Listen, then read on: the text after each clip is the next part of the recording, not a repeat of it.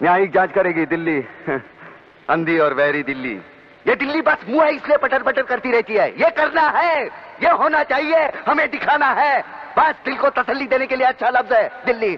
Inspector वागले, मैं तुम्हें suspend करता हूं। बस सस्पेंड होते होते मैं थक गया हूं। निकाल दो मुझे नौकरी से। सच्चे पुलिस की या तो मौत होती है या तो सस्पेंड किया जाता है। इस वर्दी ने मेरे हाथ काटे, वरना एक एक गले चिप देता मैं। आज फिर हमने मेहुल कुमार जी को परेशान किया है, उनसे टाइम लिया है, उन्होंने अपना कीमती वक्त दिया है। पहले बात बताइए कि आपने पहली पिक्चर नाना जी के साथ किया है, उसके बाद 2 पिक्चर और की, कैसे दिमाग में आया आपके? क्योंकि देखिए, नाना के साथ जब मैंने पहली फिल्म की तिरंगा, तो मतलब वो उसका इन्वॉल्वमेंट इतना अच्छा था कैरेक्टर में कि वो आदमी टोटली मतलब इन्वॉल्व होकर काम करता है दिल से। अगर एक बार उसने स्क्रिप्ट उसके दिमाग में बैठ गई, कैरेक्टर उसके दिमाग में बैठ गया, तो कोई भी मतलब टेंशन नहीं होती। और आर्टिस्ट तो वो डेप्थ वाला है ही, सर्टेन परफॉर्मेंस के लिए तो उसकी मास्टरी है। तो मैंने सोचा कि नाना के लिए इंडिविजुअल सोलो हीरो का ऐसी कहानी लिखी जाए जो मतलब ज़बरदस्त कैरेक्टर होए और करंट टॉपिक पे उसमें कुछ किया जाए। तो फिर मैंने क्रांतिवीर डिसाइड किया। क्रांतिवीर मेरे दिमाग में तब आया जब बाबरी के बाद राइट्स हुए थे और पूरे देश में माहौल ख़राब था। तो मैंने सोचा कि ये प्रॉब्लम बरसों से हमारे देश में चला आ रहा है, लेकिन इसको कोई करेक्ट वे में मतलब सही ढंग से पेश किया जाए तो लोगों के दिमाग में ये बात बैठ सकती है, लोग समझ भी सकते हैं। तो एक मेरा दोस्त था एक्चुअली, वो बहुत बड़ी बड़ी बातें करता था। उसको जो भी मुझे बोले, नहीं यार ये देश में ऐसा होना चाहिए, ये देश में ऐसा होना चाहिए। तो मैं उसको बोला, यार तू बातें करता है, कुछ करके तो दिखा। तो बोलते मैंने थोड़ा ठेका लिया इस देश का। बोलता है जिसको करना है करेंगे। बोलता है मैं तो जो मेरे दिल में आते हैं मैं बोलता हूँ। तो ये कैरेक्टर मेरे दिमाग में था, तो मैंने उस कैरेक्टर को डेवलप करते हुए एक स्क्रिप्ट लिखी और नाना को पूरा उसमें दिमाग में रखा था क्रांतिवीर में। तो फिर जब नाना को मैंने क्रांतिवीर की कहानी सुनाई तो ये एग्रीड एंड चार्ज हो गया। बोलते मैं बोली ये तो ज़बरदस्त कैरेक्टर है। मैं बोला, और मैं बोला देख इस कैरेक्टर में मतलब तेरे को कपड़े भी घर के पहनने हैं, क्योंकि जो कैरेक्टर है वो एकदम मिडिल क्लास झोपड़पट्टी में रहता है और मतलब टेरिफिक डायलॉगबाजी उसकी है, परफॉर्मेंस उतना पावरफुल है उसका, एंड ही एग्रीड। एंड इस तरह से मतलब क्रांतिवीर नाना को टोटल दिमाग में रख के लिखी गई थी। और एक बात मैं आपको बताऊं, क्रांति मैं हमेशा रखता था कि मेरी जब भी पिक्चर कंप्लीट होती थी, फर्स्ट कॉपी आती थी, तो ऑल इंडिया डिस्ट्रीब्यूटरों को मैं फिल्म दिखाता था। तो जब क्रांतिवीर अनाउंसमेंट हुई थी सोलो नाना को लेके, तो मेरे राजस्थान और CPCI के डिस्ट्रीब्यूटर दोनों अगेंस्ट थे। वो मेरे को बोले, यार मेहुल भाई उसमें तो तिरंगा में राज साहब थे, नाना था और सपोर्टिंग कास्टिंग, अब इसमें अकेला नाना को लेके आप फिल्म बना रहे हो, टाइटल रोल भी वो कर रहा है, तो थोड़ा सा हम लोग को गड़बड़ लग रहा है। मैं बोला देखो आपको अगर गड़बड़ लग रहा है तो पिक्चर मत खरीदो। तो बोलते नहीं हम आपको साइनिंग अमाउंट दे रहे हैं, लेकिन बाद में अंडर प्रोडक्शन कुछ नहीं देंगे, और जब आप फिल्म पूरी देखेंगे तो आपकी जो भी प्राइस है उस प्राइस को हम लोग देने को तैयार हो जाएंगे। वही हुआ, पिक्चर कंप्लीट हो गई, उसकी फर्स्ट कॉपी आई तो मैं ऑल इंडिया डिस्ट्रीब्यूटरों को दिखा रहा था। कितनों में ट्रायल रखी बांद्रा में, वो दोनों भी आए थे। ट्रायल हुई, इंटरवल में बाल निकले, तो इंटरवल तक खामोश थे, कुछ ज़्यादा बोल नहीं रहे थे। इंटरवल के बाद पिक्चर जब ख़त्म हुई और बाहर निकले, बोलते मेहुल जी हमको प्राइस में कोई डिस्कस नहीं करना है, आपको जो साइनिंग अमाउंट दिया है वो ओके है, और बाकी का पैसा डिलीवरी पे हम दे देंगे आपको। क्या फिल्म बनी है और नाना ने क्या काम किया है। मैं बोला ये फिल्म में नाना का कैरेक्टर फिट था, इसलिए नाना को लिए, नाना के लिए ये फिल्म नहीं बनी। मेरा इस कैरेक्टर में वो फिट था और उसने जो जस्टिफाई किया है शायद कोई दूसरा आर्टिस्ट ना भी कर सकता, and they agreed. Nana Patekar जी के साथ आपने, ये तो दूसरी पिक्चर की बात, तीसरी पिक्चर कैसी आपने दिमाग में दी उनको? तीसरी पिक्चर जब मैंने कोहराम बनाने का प्लान किया तो मैंने सोचा अमित जी और नाना ने कभी साथ में काम नहीं किया है, तो अमित जी और नाना को लेके कुछ फिल्म बनाई जाए। तो ये सब्जेक्ट मेरे दिमाग में था।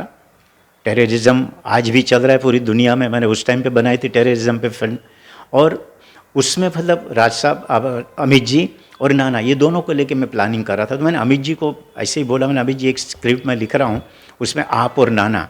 तो अमित जी बोले आप है तो मेरे को कोई प्रॉब्लम नहीं है, बोलते, और कोई दूसरा प्रोड्यूसर डायरेक्टर होता तो शायद मैं सोचता, बोलते।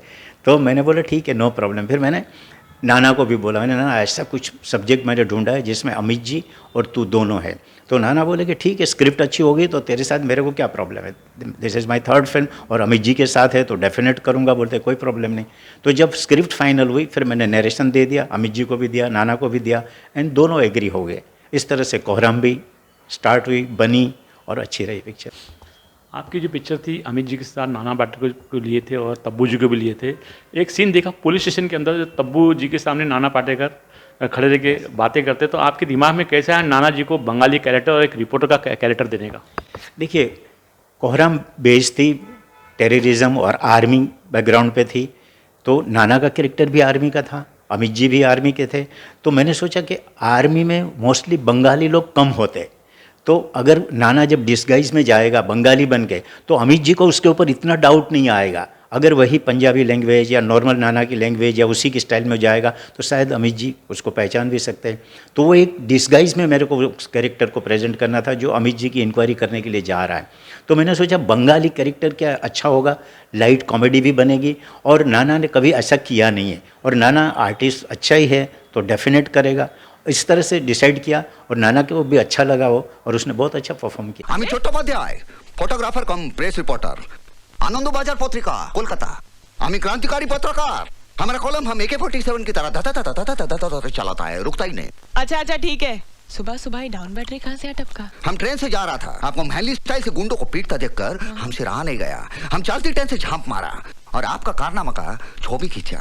अपना स्टाइल गुडी बाबा हमारा अनेक हमारा खूब भालो लागलो। नाना पाटेकर के साथ 3 पिक्चर में 3 हीरोइन लिया आपने। एक फिल्म में डिम्पल कपाड़िया जी लिए, दूसरी पिक्चर में तब्बू जी लिए, और तीसरी फिल्म में वर्षा।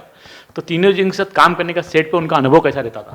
नाना का मतलब जनरली देखिए, मेरी फिल्मों में कभी कोई प्रॉब्लम हुआ ही नहीं, आपने भी सुना, वरना नाना का तो एक फिल्म या बड़ी ज़्यादा से ज़्यादा 2 फिल्म, दूसरी फिल्म में तो झगड़ा हो ही जाता है उसका। तो मेरे साथ तो 3 फिल्में की, और हीरोइन के साथ भी कभी कोई प्रॉब्लम नहीं हुआ था, क्योंकि डिम्पल जी के साथ भी डिफरेंट कैरेक्टर था, लेकिन नाना की डिम्पल जी की भी अच्छी ट्यूनिंग हो गई थी, और वर्षा उस गाँव का कैरेक्टर भी डिफरेंट ही था, तो उसके भी कोई प्रॉब्लम नहीं हुआ था। और तब्बू का कैरेक्टर भी मतलब नाना के साथ डिफरेंट टाइप ही था, मतलब तो कोई टेंशन नहीं था। और मेरे वहाँ क्या है, सेट पे कभी आज तक देखिए कभी कोई प्रॉब्लम नहीं हुआ है बड़े बड़े आर्टिस्टों के साथ, क्योंकि मैं हमेशा कन्विंस करके किसी को भी फाइनल करता हूँ, चाहे हीरोइन होवे, चाहे विलन होवे, चाहे कैरेक्टर आर्टिस्ट हो, तो पूरा भाई देखो ये आपका रोल है। डिम्पल जी को भी जब क्रांतिवीर का रोल सुनाया था तो उनको लेंथ वाइज कम लगा था, मेरे को बोले वो मेरे साथ गुजराती में ही बात करते थे, तो मैं बोला देखो लेंथ पे मत जाओ, कैरेक्टर और उसकी डेप्थ देखो और सीन देखो आपके, मतलब कितने पावरफुल सीन है। तो वो एग्री हो गई एंड उसने वो फिल्म किया। तो सेम तब्बू का भी था, तो तब्बू ने भी फिल्म किया, बोले नाना के साथ मैंने कभी किया नहीं, अमित जी भी है, मेहुल जी, तो I am doing this film, बोलते मेरे को कोई प्रॉब्लम है। इस तरह से फाइनल हो गया। मेहुल जी, आपकी फिटनेस की बात करें तो फिटनेस में फिट और चेहरे पे नूर है आपकी। तो मैं ये बताऊँ, इतने बड़े बड़े एक्टर आपके दिमाग में कैसे आए और कामयाब कैसे? देखिए, एक मतलब है बस ऊपर वाला की मेहरबानी है, और एक कॉन्फिडेंस, और एक काम में मतलब एकदम इन्वॉल्वमेंट। मैंने पहले भी बोला था कि भाई आप जो काम करना चाहते हैं उस काम में क्या क्या चीज़ें हाईलाइट कर सकते हैं, क्या क्या आपको करना है, वो सारी चीज़ें अगर आपके दिमाग में है तो फिर डेफिनेट मतलब आप अच्छे आर्टिस्टों के साथ उसको करेक्ट वे में जस्टिफाई कर सकते हैं। तो मतलब देखिए, मैं जब भी स्क्रिप्ट लिखता था तो पहले स्क्रिप्ट को एडिटिंग पॉइंट ऑफ व्यू से भी लिखता था, और फोटोग्राफी पॉइंट ऑफ व्यू से भी सीन लिखता था। ये नहीं कि इमोशनल सीन चल रहा है और हम लोग एकदम हेलीकॉप्टर शॉट ले रहे हैं या कुछ आउटडोर में जा रहे हैं, जो सीन की डिमांड है उसी के मुताबिक मैं टेकिंग करता था, इसलिए उसकी इम्पैक्ट भी आती थी, ऐसा नहीं। और सेटिंग ये एवरीथिंग मतलब कहानी में इन्वॉल्व होके, और एडिटिंग पॉइंट ऑफ व्यू से कभी देखिए मेरी इतनी फिल्में बनी, गुजराती में 18, हिंदी में 19 फिल्म, 37 फिल्में, ऊपर वाले की मेहरबानी से एक भी फिल्म में मेरा पैच वर्क नहीं निकला है, कभी भी नहीं, नेवर, कोई रीशूट भी नहीं।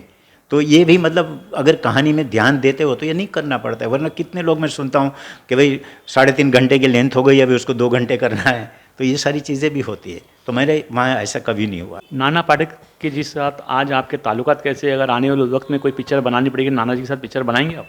Yes definite. अभी बीच में जब मैंने प्लानिंग किया था स्क्रिप्ट के लिए तो नाना से बात किया, तो नाना बोला मेहुल कभी भी मैं आ रहा हूँ बॉम्बे तो सुन लूँगा कहानी, कोई प्रॉब्लम नहीं। नाना के साथ, अमित जी के साथ मेरे अच्छे रिलेशन है, कभी भी देखिए त्यौहार पे, बर्थडे पे, हमेशा फ़ोन पे, SMS वो दोनों के हमेशा रहता है, तो हमारे कोई प्रॉब्लम नहीं। अमित जी के साथ भी बीच में मैंने बात किया तो बोले सर स्क्रिप्ट अच्छी होगी तो एनी टाइम, कोई सवाल ही नहीं है ना बोलने का। ये हमारे हिंदुस्तान के बहुत बड़े डायरेक्टर है मेहुल कुमार जी। उन्होंने बहुत बड़ी बड़ी पिक्चर हमारे देश के लिए दी है, और आने वाले वक्त में और भी हमें देखने मिलेगा बड़े बड़े दिग्गज कलाकार के साथ ये पिक्चर डायरेक्ट करते हुए। मैं इंडिया आज के लिए सलाम का जी।